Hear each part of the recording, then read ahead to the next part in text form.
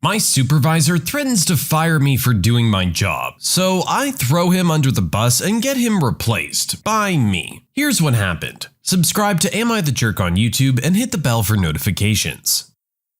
First, some background. I work for a communications company. We primarily sell internet-based all-in-one communication solutions for businesses. I'm in the software development department working as a software tester currently. I've been with the company a long time, have worked my way up from phone support, and have a ton of knowledge about the company, including policy and culture. I also have a relative who's worked in HR for many years. I had been working as a software tester for about 2 years doing manual testing. Our team was fairly unsupervised as we didn't really have a manager, but the company was expanding quickly, so they hired us a manager. Enter Jay the Jerk. At first, things were fine. He was just learning the company. However, it was odd. He never asked anyone for any information. He just said he'd do his own research, and spent the first month online reading stuff. Not sure what that taught him about our company specifically, though. After the first month, he hit the ground running. He immediately started creating automation tests, adding to the existing testing code, and creating stupid rules that made no sense. He broke tons of crap and took credit for work that wasn't his. Everyone hated him. For the most part, we all ignored him. As of this point, no one has specifically said he was our manager. He was just here to help provide direction. Fast forward a few months and everyone on the team wants to quit. No one can stand him. He and I butt heads more so than others, because I know he's wrong, and I make my decisions based on the best interests of the customers. He hated that I never get in trouble, but I was hand-selected for the position by our CIO. He knows how hard I work. Well, Jay keeps trying to get me in trouble. He finally succeeds. I get a write-up from him that is my final warning. I'd never been written up before. I talk to my HR family member, review the company handbook, and then I go to HR with my write-up. I fight it and I win. I get a warning instead. Jay is livid. He gives me the stink eye for months to follow. Fast forward again and he's still after me, but I have a family emergency come up. I have to move out of town. I apply to work from home and my request is granted. Jay can't stand it. He tries to fight it and convince the company not to let me. However, he's not high enough up the chain to override my approval from a C-level manager. He's running out of time to get me fired. I'm in the office working late daily planning for my move and finishing up some of my work to allow time for the move. One of the company's policies for our department is that everyone gets to work from home 1 day a week. You get to pick as long as it isn't Monday or Friday. People often use this to work from home when sick. Well, I have a medical condition that sometimes require I take medicine that means I can't drive a car. I emailed the office and let them know I was going to work from home due to being sick. I work for about 30 minutes. Then Jay sends me a message. He tells me that employees are not allowed to pick when they work from home, and I need to take the day off and use paid time off. I inform him that I've already worked part of the day and can't take paid time off. He insists that I stop working immediately, so I do. I then contact HR because I know he's coming after me. I confirm that as a salaried employee, if I work at all in a day, I cannot be required to take PTO. HR confirms. I forward the email to Jay. Once again, I've won the game, and he's so ticked I can see steam coming out of his ears every time he looks at me. The next day, I'm back to work. Jay sends me an email with a final write-up with a recommendation for termination because I took an unauthorized day off. Excuse me? I immediately forward his email to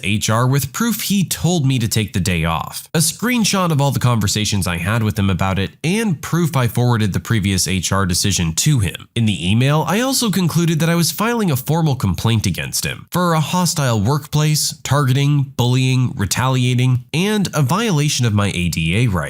The response is swift, sweet, and awesome. I'm immediately notified by Jay's boss that moving forward, I report directly to him. My write-up had been torn up, and I can start working from home immediately, prior to my move. Jay's demoted from being the manager of the team. He's super ticked. Within 2 weeks, they demote him from being the manager of his other team, and then let him go within the month. Prior to his being fired, I got promoted up a level. I made sure to mention it often in our group chat channels. After I showed his true colors to management, he began treating everyone else worse, as I was now off limits. Complaints rolled in so much, they had to let him go. Serves the jerk right.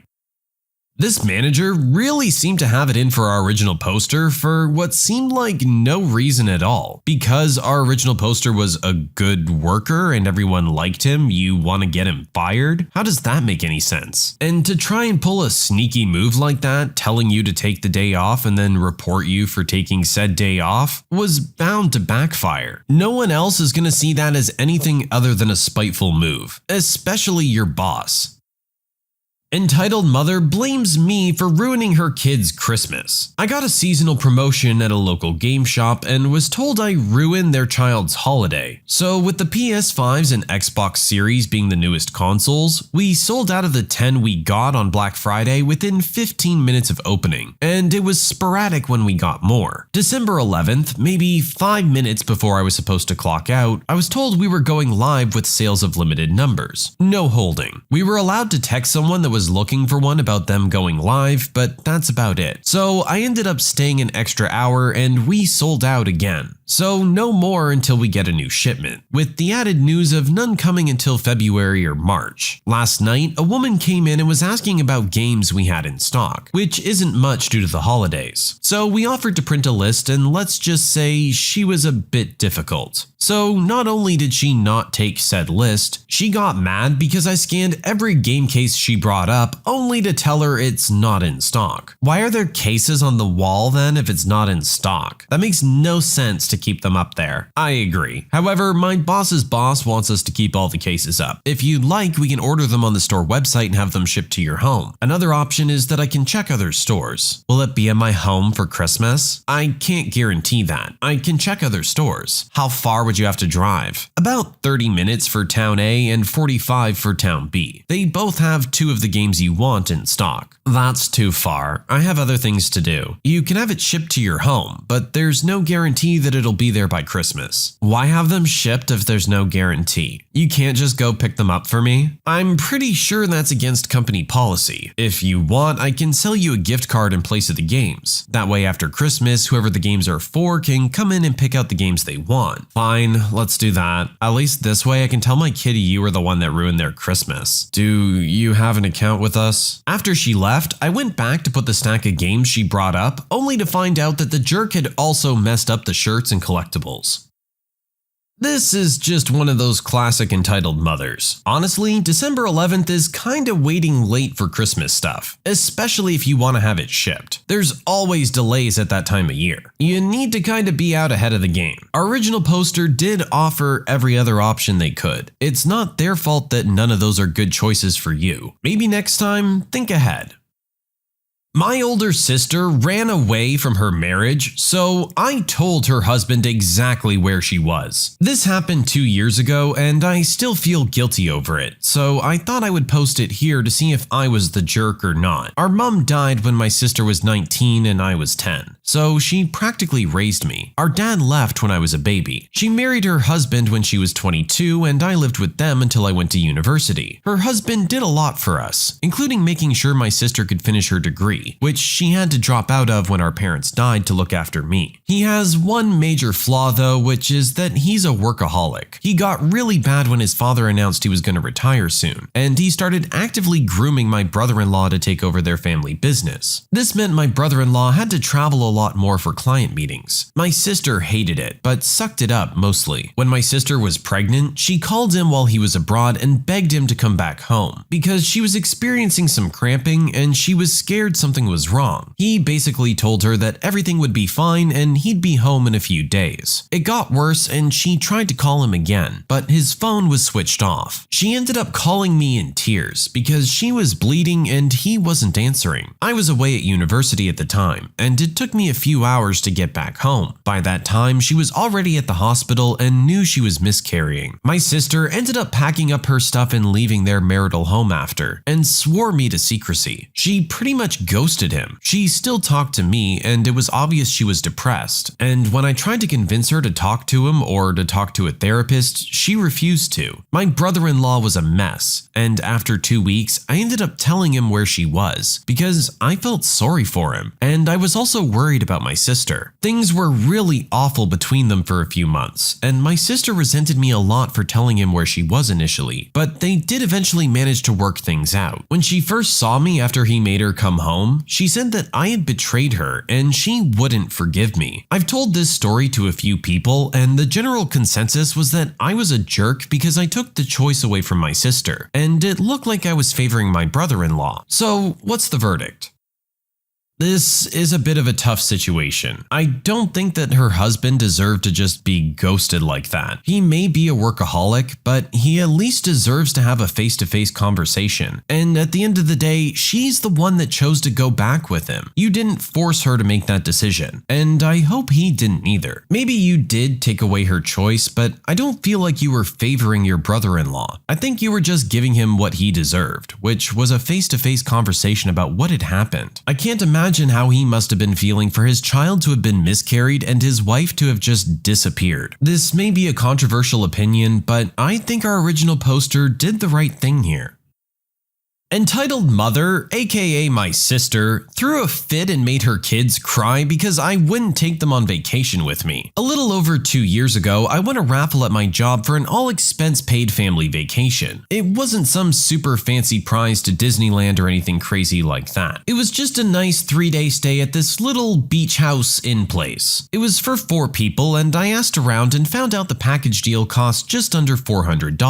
Pricey for me, but not so much for the older and more experienced coworkers I have. I of course asked my boyfriend at the time to go, but he couldn't take off school. I wanted to take my single friends and make it a girls trip type deal, but they either couldn't because of work or other IRL responsibilities at the time, which I was sad about but understood. Since that plan was a bust, I decided to see if my sister and her 2 little kids wanted to come. I figured they'd enjoy it and so would my sister, and I didn't want to waste the tickets. Well, I went down to visit my family that weekend, intent on asking sis if they'd want to come. But the longer I was there, the more I hated the idea. By the time I was packing up to go home, I knew I wasn't inviting them. I love my niece and nephew, but they were super bratty back then, because my sister never disciplines them, ever. They're doing better these days. I love them, but she lets them get into everything and never watches them unless someone, either me or our mom, yells at her to get off her butt and watch them. Visiting is always a chore, because I end up watching them to give our mom a break. It's pathetic. And every time I visit, my sis dumped them on me the entire time, like usual. And by that point, I knew if they came, it would turn into me babysitting them while she had a vacation. So I didn't mention the trip or vacation and just said goodbye before leaving. Next day, I called my good friend Megan cause she has 2 kids, older than sis's kids and very well behaved. And she's a single working mom who I figured could use the vacay. I asked if she would be free for XYZ days, and she was like, yeah. So I offered to invite her along with me on this vacay if she would pay for gas to get us all to and from there while I would pay for the food for us to and from there. And she happily agreed. We went and had a blast. I got a pretty good tan, we ate lots of buffet food, swam at the beach, and did fun family, kid-friendly type activities all weekend before coming back. Her kids are super sweet, and it didn't feel like I was babysitting at all, even when I was helping Megan with them. After I got home, I posted some pics I took. Nothing in your face, just a couple of cute ones of me and us on the beach. And before lunch even rolled around on my first day back at work, sis was blowing up my phone. I knew ignoring her calls would just prolong the inevitable, so I answered. I barely got past my hey before she was asking how the heck I could afford a vacation. I told her it was a raffle prize. She asked who won, me or my friend, and I said me. I don't enjoy lying. It stresses me out. She proceeded to flip her lid, demanding to know why I hadn't invited her. I was honest and said I didn't want to end up babysitting her kids for my entire vacation. She got mad and called me a jerk, then said I knew she needed a vacation, and then hung up on me before I could reply. I just sighed and continued working. Later, while I was leaving work, our mom called me asking why I'd promised my niece and nephew I'd take them on a vacation. I said I never told them I would. I hadn't even spoken to them since the last time I visited. Turns out, sis told them we were all supposed to go on a beach vacation together, but I ruined it and now they didn't get to go. So niece and nephew sobbed all day. It took our mom ages to get them to stop crying long enough to explain what was wrong. I told my mom my side and she said I was mean to not invite my sister and niece and nephew, but she dropped it after I said I told her I didn't invite them because I didn't feel like babysitting my whole vacation. My mom also tore into sis for lying to her and also hurting her kids' feelings like that, getting their hopes up about a vacation and then dashing them by saying I ruined it and they couldn't go. I wasn't there, but mom said sis threw a huge fit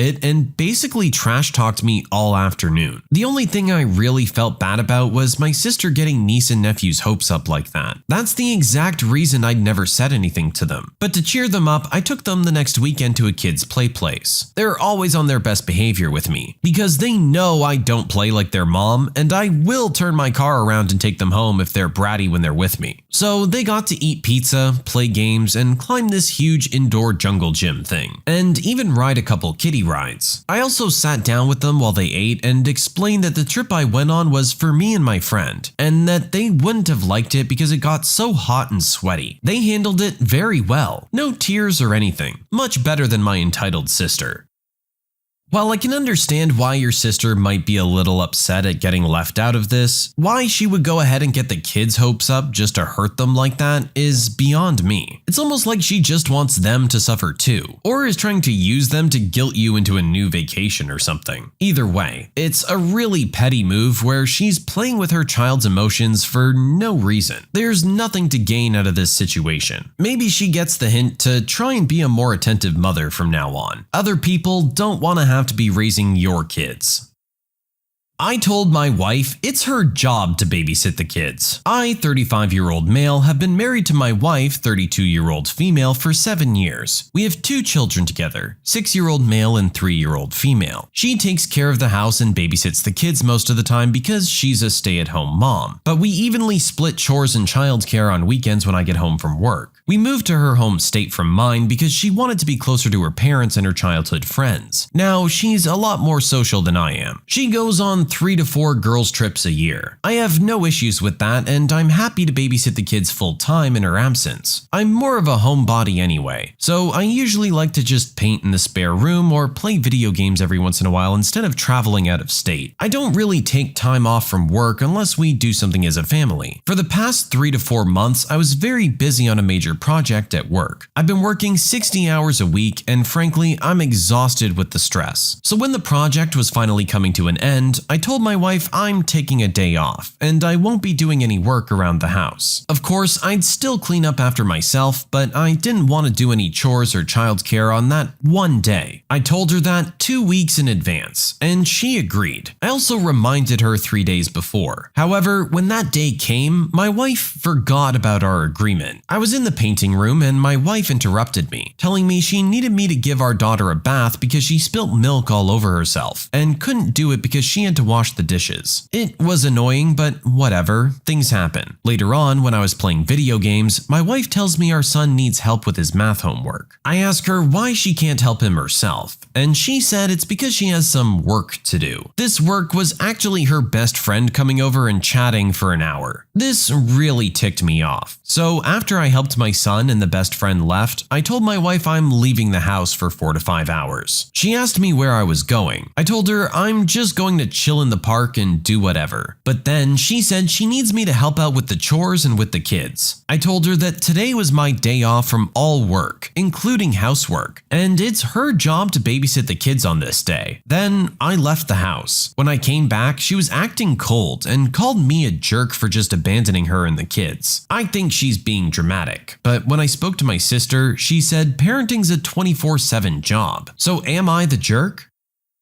I don't know. It sounds like you've been working pretty hard and deserve to just have one day off. You were willing to compromise when things came up, you gave your daughter a bath when needed. Obviously, you're still willing to jump in when you have to. But for her to leave you to do stuff while she had her friend over, that doesn't really feel right. Like you said, you've been working for the past 3 to 4 months, 60 hours plus a week. That is enough to add up for anybody. At the same time, if we flip it and look at the wife's situation, she's had to look after the kids all this time when you've been at work. Finally having you home for a full day might be kind of like a vacation for her too, cause she can actually get some help with the things around the house, and maybe even squeeze in a little bit of time with a friend. I don't know, this is one where I can really see it from both sides. At the end of the day, like your sister said, parenting is a 24/7 job. Your wife has been handling that for the most part. Maybe you just need to jump in just a little bit.